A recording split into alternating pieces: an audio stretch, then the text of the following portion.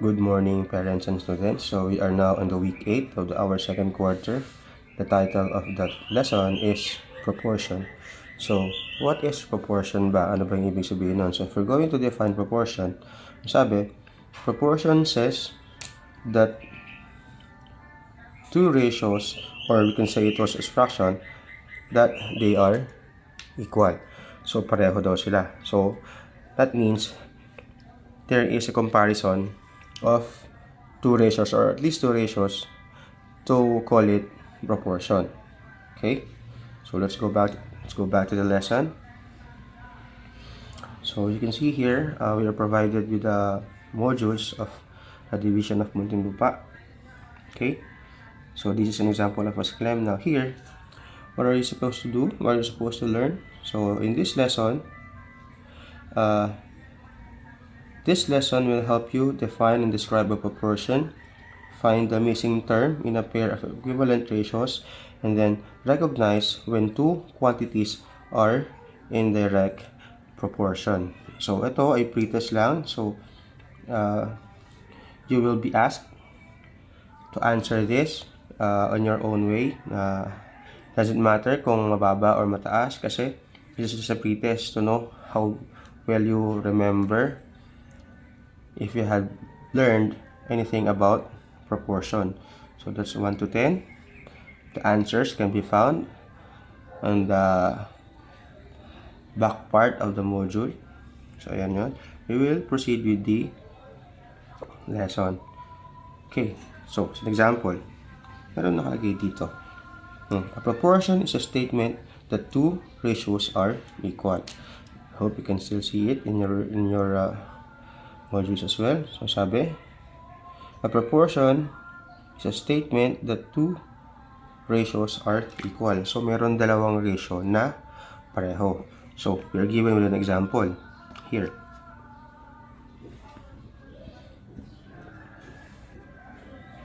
So for example, in cooking sinigang, 1 pack of sinigang mix is for 1,000 milliliter of water, and 2 packs of sinigang mix is for 2,000 milliliters of water. Otherwise, your sinigang will taste too sour or too bland. So such relation is called proportion. So parang ganito nga naman yun eh. Kung meron kang isang pack ng sinigang, gagamitin mo yon sa 1,000 milliliters of water. Medyo nasobrahan ng 0 dito. This is only 1,000. So, ito yung isang ratio. 1 is to 1,000. Now, paano kung gagamit ka ng 2 packs? Diba? So, therefore, kung dinoble mo yung packs mo ng iyong sinigang mix, you might as well do the same to your other ratio. So, kung gumamit ka ng dalawa dito, dodoblehin mo din yung iyong water dito. So, 2 packs of sinigang mix. So, that makes it 2,000 milliliters of water. So, in that example, masasabi natin na 1 is to 1,000 is equal to 2 is to 2,000. So, sinasabi natin, so these two ratios, they are equal. So, kapag sinabi natin na ang dalawang ratio ay naging equal, we can say that they are in proportion. Basta naging equal. Okay, yung dalawang ratio, we can say that that is an example of a proportion. Okay. Next, so meron tayo dito na isang another kind of example. So now this now pertains to pencils. Okay, so let's see kung tama yung ating equivalent ratios or proportion.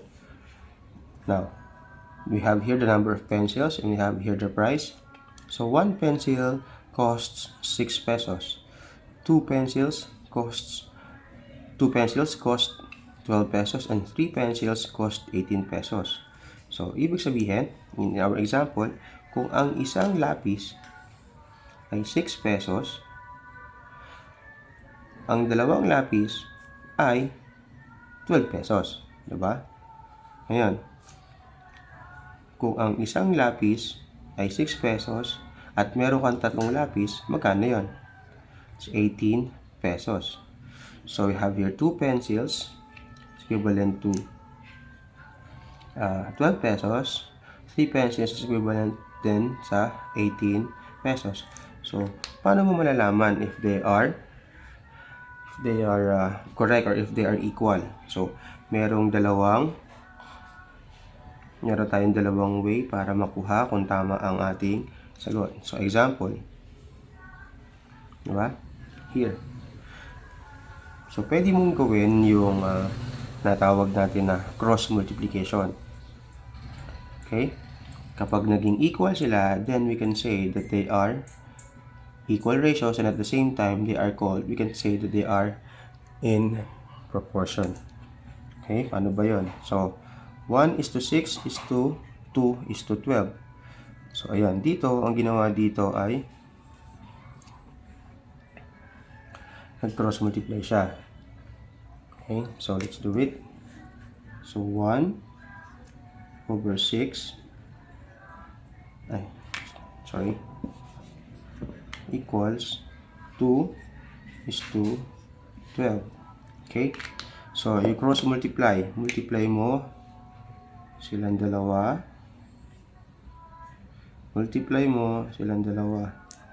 Okay? Ang sagot ay dapat na equal. So, 1 times 12, you have 12.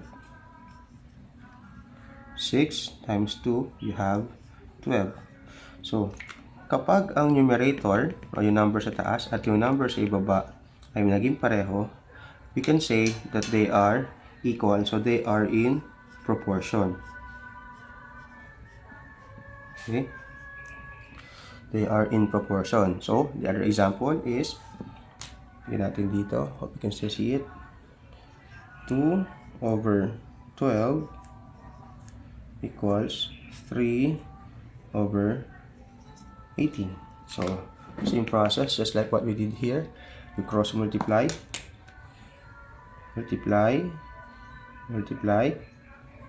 Kailangan ang sagot ay katulad na number. So, 2 times 18, so you're gonna have 36. 12 times 3, you're still gonna have 36. Therefore, we can say that they are equal ratios or they are in proportion. So, that is the first one. It's the first one of how you can find or how you can prove that the ratios you have are equal ratios. So, yun yung isa by doing cross multiplication. Dito naman, the next one is by doing or by multiplying the means and extremes. Okay? So, let's do that. Means and extremes. Paano ba gumagana yung means and extremes? So, sa means and extremes, you are going to write ratios into ratio form or into ratio. So, you have, let's say, 2:12 equals 3:18. Okay? Meron tayong tinatawag na means and extremes. Ito yun. Okay. Extremes. Kaya nga sinabing extremes, siya yung nasa labas. So, itong 2 at itong 18, sila yung extremes. Okay? At yung nasa loob naman, sug natin to. Yung nasa loob naman, yung 12 at yung 3, they are what we call the means. All you gotta do is multiply these numbers, and then kailangan the product of these two multiplication equation, they should be the same. So, parang 2 times 18 yan. So, you have the extremes. So, they are 2 and then 18. And then the means, you have 12 and 3. Pag binultiply mo yan, kailangan ang sagot ay equal so that we can say na they are in proportion. So, you have your 18, you have here 18. So, in this example, ang ginawa niya is sinulat niya ng ganito. So, gawin natin yan para makita ninyo. So, kailangan daw 2, yung extremes, 2:18 equals 3 or 12 is to 13, is to 3 rather. Okay, 2 times 18, you have 36. 12 times 3, you have 36. So as we can see, they are both 36. So that makes them equal ratios, or they are in proportion. Okay?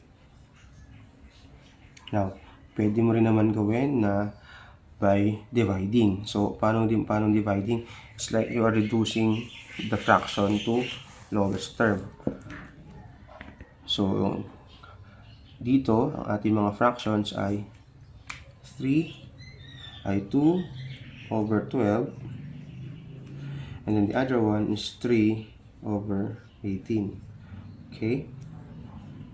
Hanapin mo lang yung kanilang GCF, or the greatest common factor. So, sa 2 over 12, ito yon yung ating una. Ang kanyang GCF ay 2. So, you're going to divide that by 2. 2 divided by 2, you have 1. 12 divided by 2, you have 6. So, dito, ano ang kanilang GCF? Ang GCF ay 3. 3 divided by 3, you have 1. 18 divided by 3, you have 6. As you can see, we have answer which are both 1 over 6. So, since they are the same, we can say that they are in proportion. Proportion sila dahil pareho ang lumabas na sagot. Okay? So, here there's an example of an additional activity that you can answer. So, let's see.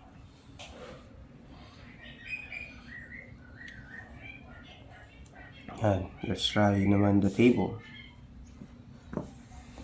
Okay, so dito merong isang nawawala na number.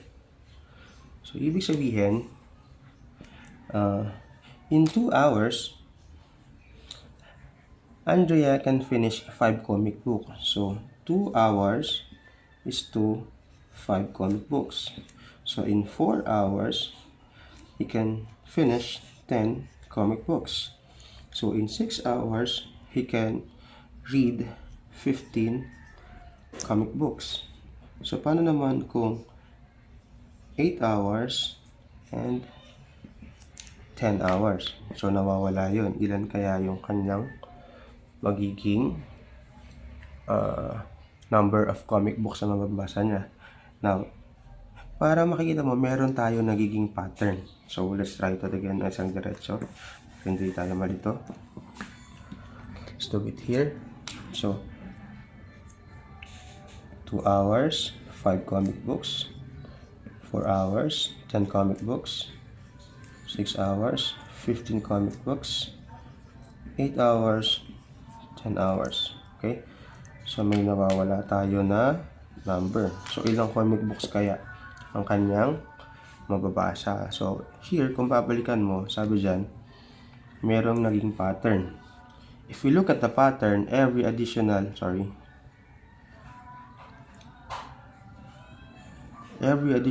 hours is equal to 5 comic books. So parang nangyari, para ka nagbibilang 2, 4, 6, 8, 10. Diba? So dito, 5, 10, 15. Diba? So parang ang nangyayari is you're getting the multiples.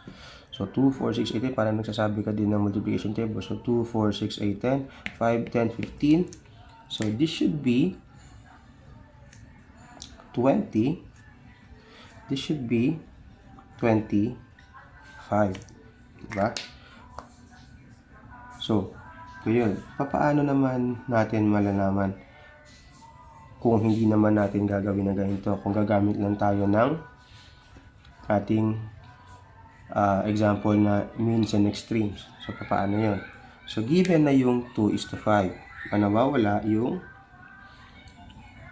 8 and then yung 10. So, isipin muna natin na kunyari, wala yan ha. So, paano ba yun? So, using the means and extremes, makukuha natin kung ano yon. So, paano ba yan? So, let's say we have 2:5 equals 10:blank. So, nawawala yung value ng 10. So, gawin natin, siya ay n. Okay? So, using the means and extremes, so these are the means, and these are the extremes. Okay? So, ganyan yun. Papaano natin siya ngayon sasagutan? Okay? So, i-multiply natin yan. So, 2 times n, you have yan. Kasi ililipat mo yan. So, magiging 2n equals 5 times 10, you have 50. Okay? The goal here is kailangan walang kasamang number yung n. Okay, paano natin magagawa yun? Ano ba yung kasama ng n? Ang kasamang number ng n ay 2. Diba? So, kung siya may kasamang 2, you're going to divide that by 2. Dito iba yung solution na ginamit eh. So, you divided by 2. So, dito, divide mo din sa 2. So, this is a different way of getting the answer na given doon sa ating modules. Okay? Dito kasi, ang ginawa sa kanya is multiply. Dito, ang ginawa natin ay division. Okay? So, discuss natin yan. Tapusin muna natin to. Okay. So, yung 2n divided by 2, mangyayari, cancel yung 2, cancel yung 2, ang matitira sa'yo ay n. 50 divided by 2, sagot dyan ay 25. Therefore, itong n natin ay, yun, 25. So, that will be, so, ang sagot doon ay, yun natin dito, 2:5 equals 10:25. Okay, so yan yung ating final answer. So, ayun, no?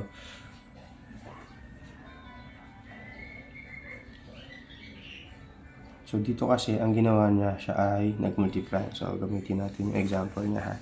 Para maintindihan niyo din kung ano yung nakasulat doon sa modules. Okay, so, ang ginawa ko kasi is divide. Dito, ang ginawa sa kanya ay multiplication. So, punta tayo dito. So, that is 2 times n equals 50. Okay? So, ayan. Ano yung gagamitin mong number para ito ay equal din sa 50? Kasi 50 yung nandito. So, anong number ang pwede mong i-multiply sa 2 para makuha mo yung 50? Okay? So, doon niya naisip yung 25 dahil 2 times 25, that will be equals 50. 2 times 25, that is 50, equals 50. Kaya ang nakuha niyang n ay 25. So, ganun yung ginawa niya. Okay? This is multiplication. Yung una kong ginawa ay division. Okay, let's have another example. So, dito, 4 is to 5, n is to 10. So, gamitin ulit natin yon. 4 is to 5 equals n is to 10. Ganun pa din, same process, means, extremes. Okay. So, 4 times 10, sulat natin, 4 times 10 equals 5 times n. Okay. Kaya natin, 4 times 10, you will have 40. 5 times n, you will have 5n. Now, sa multiplication, ano yung pwede mong isama sa 5 para makuha natin yung 40?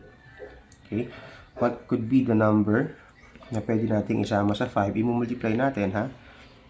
Para makuha natin yung 40. So, syempre, dito papasok yung skill ninyo when it comes with multiplying numbers. So, para makuha natin, that will be 40 equals 5 times 8. So, dahil 5 times 8, you will have 40. So, ganyan. 40 equals 40. So, therefore, The n you are looking for is number 8. Okay? So, ayan yun.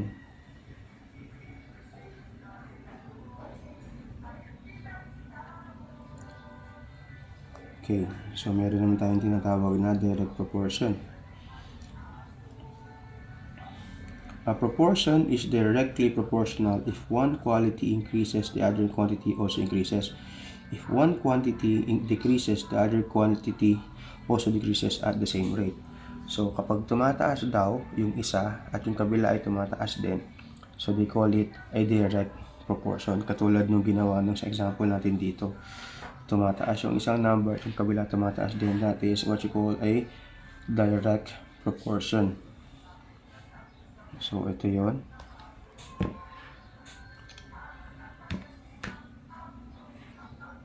Okay.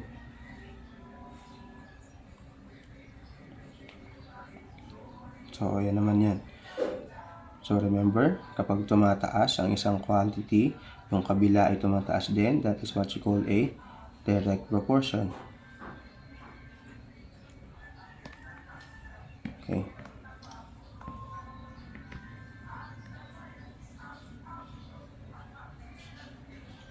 Or, baka kapag tumaas yung isang quantity, yung kabila tataas din. Kapag yung isang quantity ay bumaba, yung kabila ay bababa din. So, kumbaga, kung ang unang ratio mo ay tumataas, dapat yung kabilang ratio ay tumataas din. That is what we call a direct proportion. Kapag ang number o ang ratio, ang number sa isang ratio ay bumababa at yung kabila ay bumaba din, that means it is also called a direct proportion. So, dito, meron ng mga activities na ginamit. So, you just have to answer is, for example, dito, 6 triangles to 4 circles is equal to 2 triangles is to 2 circles. So, paano mo gagawin yan? You can use cross multiplication or the means and extremes. Remember, kailangan sila ay equal para masabi natin that they are proportional. Okay? So, let's try the first one as an example. Subukan lang natin. So, the ratio is 6 is to 4 equals 2 is to 2. Okay? You can use the means and extremes. These are the means. These are the extremes. Tingnan mo, 6 times 2 equals 4 times 2. 6 times 2, that's 12. 4 times 2, that's 18. So, they are not equal. Hindi sila equal. So, are they proportional or not? Siyempre, the answer is, okay, the answer is no. They are not in proportion or they are not proportional. Okay? Next one. So, we have 9 triangles is to 6 circles equals 3 triangles is to 2 circles. Again, means and extremes. Means, extremes. 9 times 2 equals 6 times 3. 9 times 2, you have 18. 6 times 3, we have 18 as well. So, they are correct. So, therefore, the answer is, okay. So, you're just gonna have to answer all of it. So, dito naman, this is matching type. Hanapin nyo yung kanilang proportion. Dito, ayan. You're going to complete the pattern. Means and extremes. And remember, a proportion is a statement that two ratios are equal. Okay? Kapag tumataas yung isa, yung kabila ay tumataas. Kapag yung kabila ay bumababa at yung kabila din ay tumababa, we call that a direct proportion. So, these are examples of things that you will answer. Sagutan. Okay. So, this is the post test. So, ito lang yung sasagutan. Papasa sa akin. Nakasulat sa isang malinis na papel. Okay. Thank you, kids. I hope you enjoy learning our lesson today. So, Goodbye and have fun learning.